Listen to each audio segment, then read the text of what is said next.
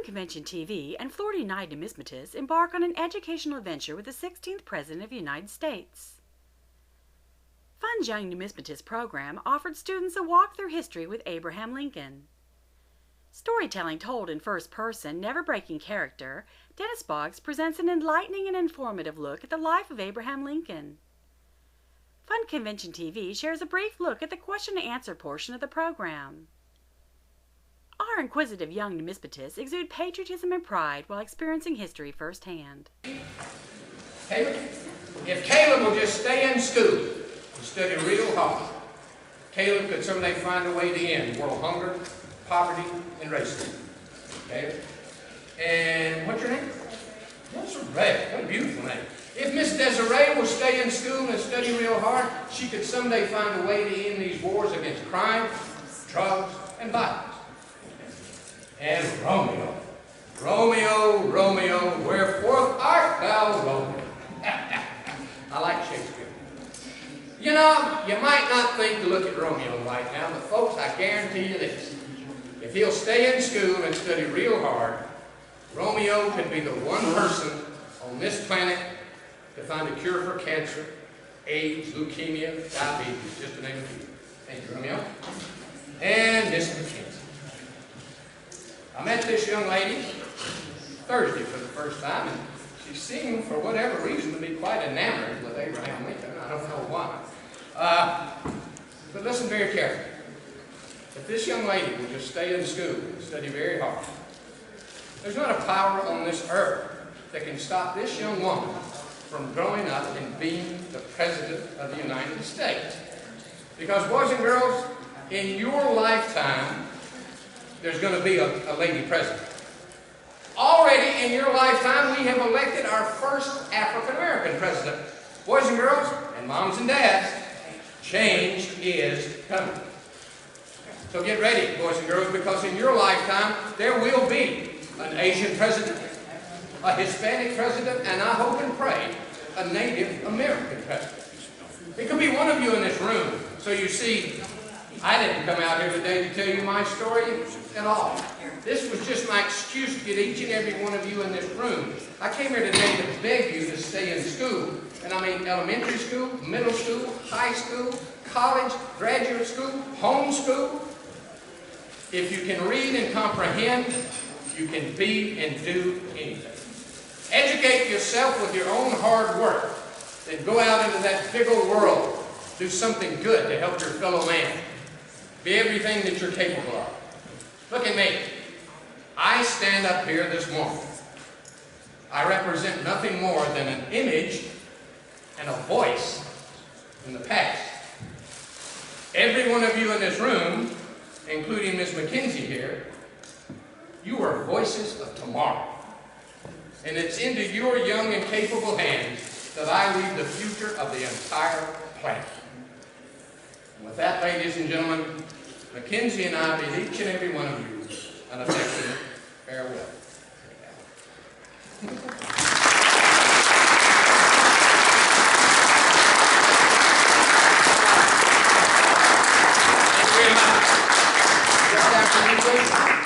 Any questions as you like? All right. Now, boys and girls, I told you the whole story of my life, except I left out some of the best parts.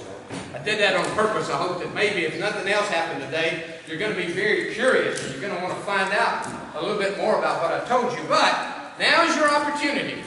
If you ever wanted to ask an former president any question, now's the time. Now, I take questions from ladies and boys, and I take questions from moms and dads too. So let's see who's got enough courage to ask the first question. Yes, sir.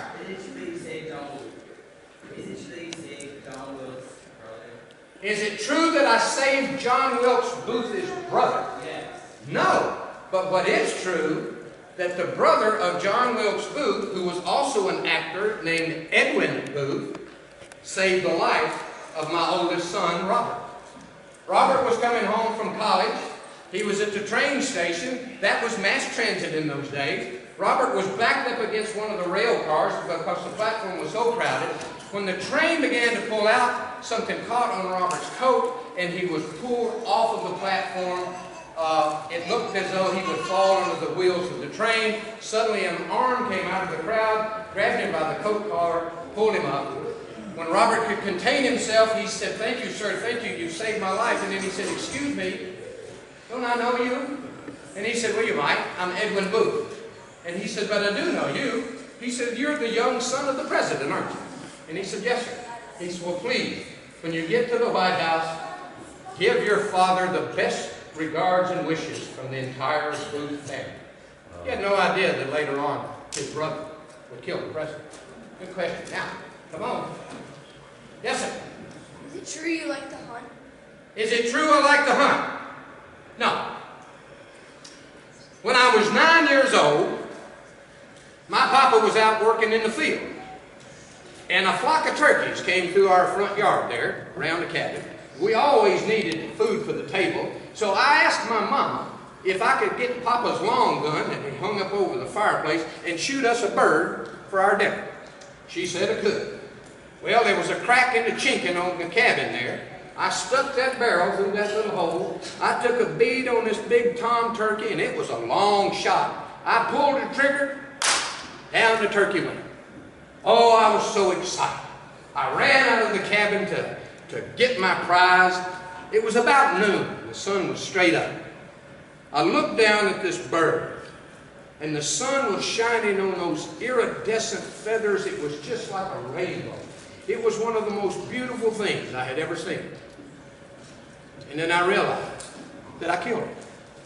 I never pulled the trigger on another living thing after that. Now, I wasn't against hunting.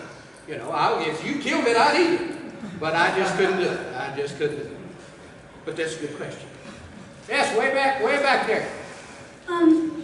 Well, did you work with Martin Luther King Jr.?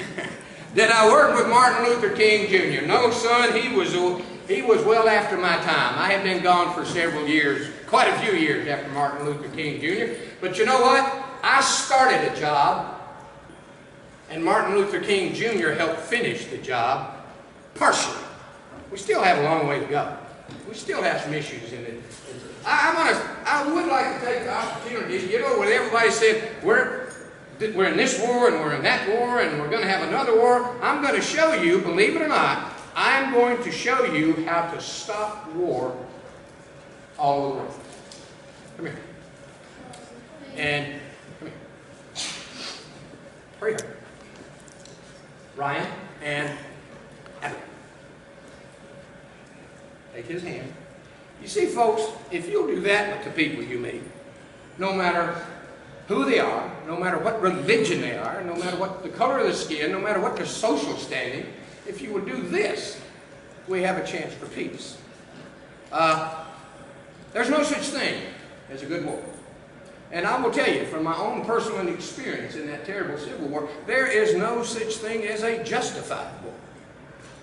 But we convince ourselves that that's true. Peace is available. For my generation, I don't think we're going to do it. Maybe not even in your generation.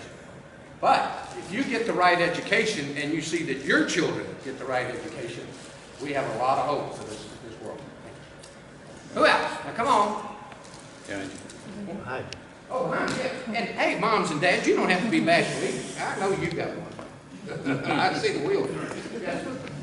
Is it true that you stood on the front lines of one of the battlefields of the war?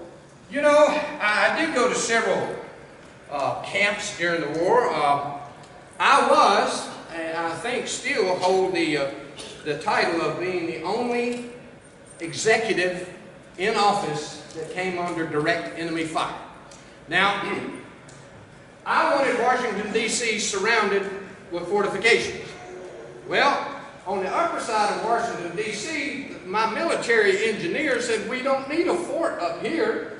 You know, we're not going to be in danger of anything coming from this direction. We don't need a fort up there. I said, I want fortifications there. They said, well, how are we going to explain to the American people the money that it's going to take to build this fort, to defend this fort, and nothing happened? How can we explain that to them? They are going to ask, why do we need a fort there?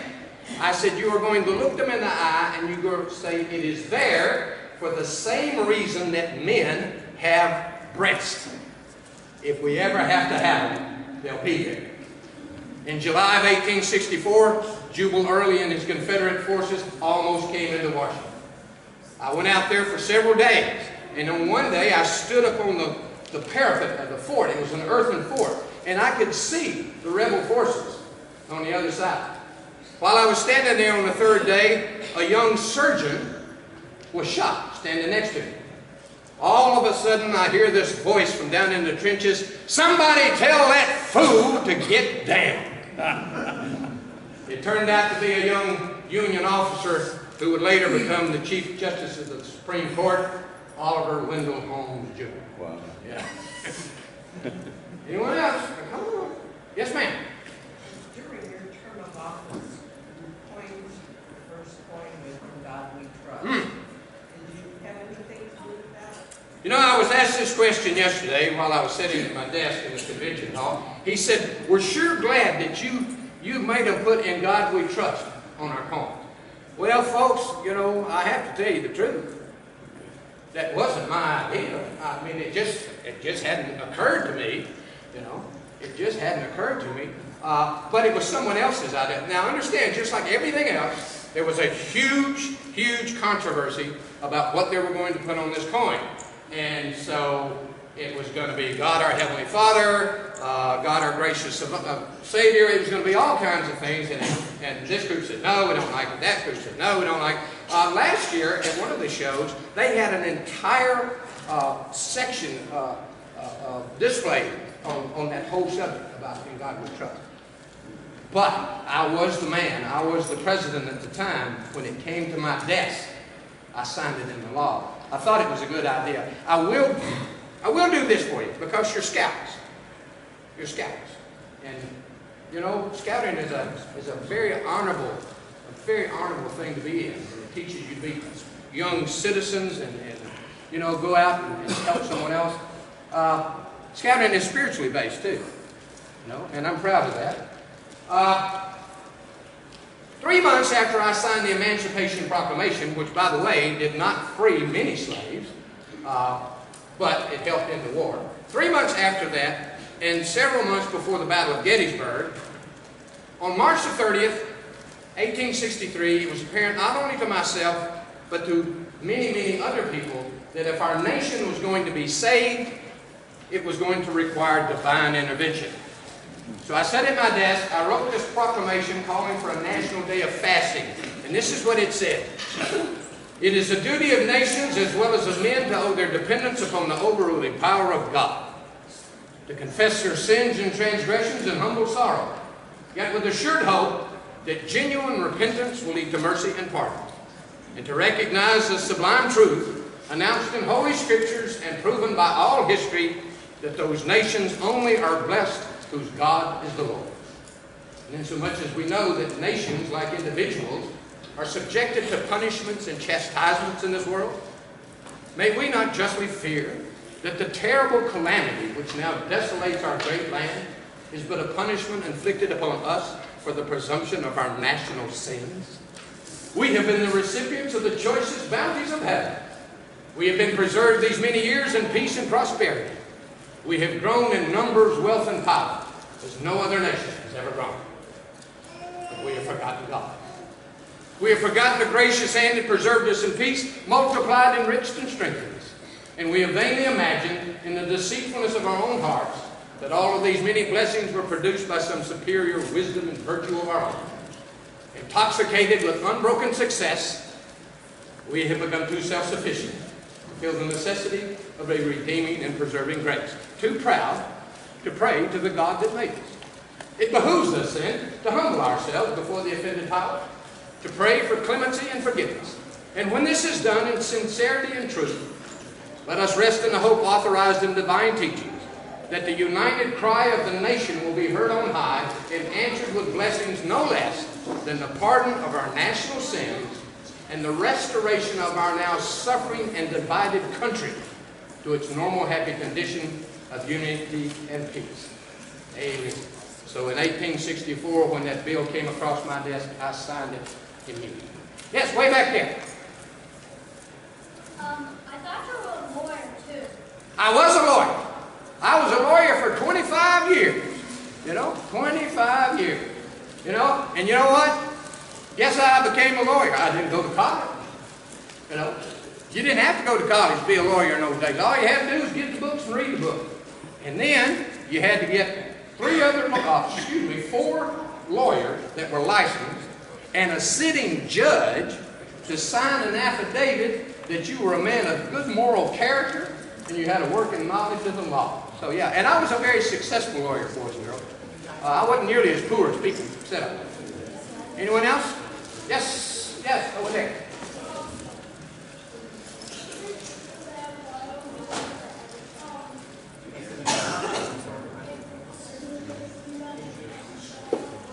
Oh, did somebody shoot my hat off? That wasn't at Fort Stevens. No, I was riding in the summertime, like now in July. It's hot, hot, hot in Washington. So we had a summer home just outside of the city. They called it the Soldiers Cottage. And it's about 8 miles out of the city, so I would commute back and forth. Well, one evening, I was riding on horseback, going to the Soldiers Cottage. It was just about dusk. And all of a sudden, a shot rang out, and my horse bolted, and my hat came off.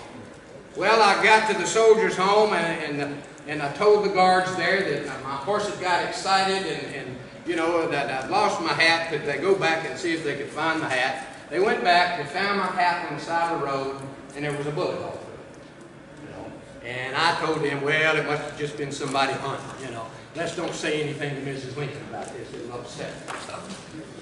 Anyone else? All right. Yes, sir. The girl that said, I wish you grew a beard, did you ever see her again? When I was running for president, I had a nice slick face. Mrs. Lincoln didn't like whiskers, said it tickled when I kissed her. But I got a letter from a little girl named Grace Bedell. She wrote this letter. It went something like this, or at least this is what I thought she was trying to say. It went something to the effect, Mr. Lincoln, my papa says you're running for president. He showed me your picture. Sir, you'll forgive me for saying so, but your face is so long, and it's so skinny, and she just meant I was ugly, you know. And then she said that women like whiskers. Most women like whiskers, and if I would grow a beard, the women would tease their husbands to vote for me. She said if she was a boy and she could vote, that she'd vote for me if I grow a beard. Well, when I was going to Washington, we stopped in the city of Westfield, New York. They brought 11-year-old Grace Bedell to the train to meet me. I picked her up. I kissed her right between the eyes, and I said, well, Gracie, what do you think of my new whiskers? She looked at me for a little bit, and she said, well, it's a handsome effort. Not only was I the first president to have my face put on a coin, I was the first president ever to have facial hair. After my term, after my early demise, a lot of our presidents had whiskers. And I do want to tell you, this is a coin show convention, and you're here, you know, to study that. You know, you're collectors. You're going to get a merit badge. You know, we didn't use a lot of paper money when I was growing up. I never saw any paper money. You know, we had coins. Now, as a little boy, I never had any money. Never had any money. Never had a coin in my hand. But when I was 18 years old, I had a little boat that I built, and these two fellows wanted me to take them out in the middle of the Ohio River so they could catch the riverboat. I took them with their bags, rode them out in the middle of the Ohio River. They got on the boat, I put their bags up, then they turned around and each one of them threw me a bright, shiny $50. And I thought, my gosh, I'm a boy 18 years old and I have $1. It took my father weeks of labor to get $1. And I was so excited with my prize that one of those $50 slipped through my fingers, and it's still at the bottom of the Ohio River right now. So, you know, but my image, and I found this out, boys and girls, by coming to these conventions because I didn't know. I don't know everything. I might have been the first president to have my image put on a coin, but my image was on paper money even in my lifetime. Now, correct me if I'm wrong, is it not a 50-cent piece? Fractional currency. It's a fractional currency. It's a little bitty thing. It's got kind of a nice picture of me, you know. Why they chose, I will say this, and I'm going to have to leave because the master over here needs you. There was a big controversy about putting my face on a coin. We had never put any of our leaders on a coin. And people said, no, we can't do that, we can't do that. That's what kings and queens do, that's what Caesar did. No, we're not going to do it. Well, they argued and they argued and they argued, and they were wanting to do something to celebrate my 100th birthday. So they said, well, okay, all right, we'll put his face on a coin. Then the controversy was, which coin? You know? So they had a big fight over that. This coin, that coin, this coin, that coin. Finally, someone said, you know, not everyone in this country can have $1 in their pocket, but almost everyone can have a 1 cent in their pocket. By the way, a young man corrected me about 4 years ago when I talked about the Lincoln penny. He said, we don't have pennies in this country. He was an 11-year-old boy, and I thought, what? I said, yeah, I got a pocket full of them now. Nope, we don't have pennies. He said, take it out and look on the back of it. Find the word penny on it. It's a 1 cent piece. All right, so they decided they're going to put my image on a 1 cent piece. Now, there's 2 stories on why Lincoln is facing that way. All right, the profile. If you come from the deep south, they say, well, he's facing that way because he's the only president that ever turned his back on the Constitution. If you go up north, they say, well, he's facing that way because he's the only president that refused to turn his back on slavery. Well, folks, the truth is, when the fella that engraved that coin was looking for images, that's the image he found. Not a big secret. That's the way the image was, that's the way he put it on the coin. Boys and girls, thank you so very much for allowing me to be just a very small part of your day. Come up here with my hat. Listen very intently to Tony and all these other leaders in here. They've got a tremendous amount of information for you. Each and every one of you are invited to come into the show later. I have a desk back there. If you come back, I have a little something for each and every one of you. It's not very much, but it's free. Be still. Just wiggle around. Take those glasses off. I asked him one question, if I could trust him. He said, yeah. I said, hold my hat, don't put it on. So he did. So I'm going to see if he's got what it takes to be president. Be still. So that's going to do it. Thanks much, girls. Have a great day.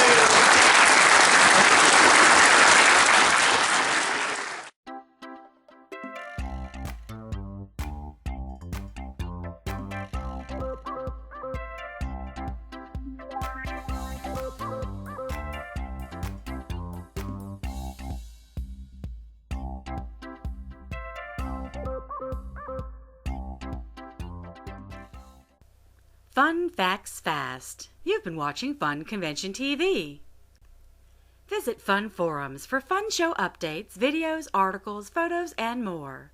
Fun Forums, it just makes sense. This video is the property of Fun, Florida United Numismatist. Re-editing or use without prior consent is strictly prohibited.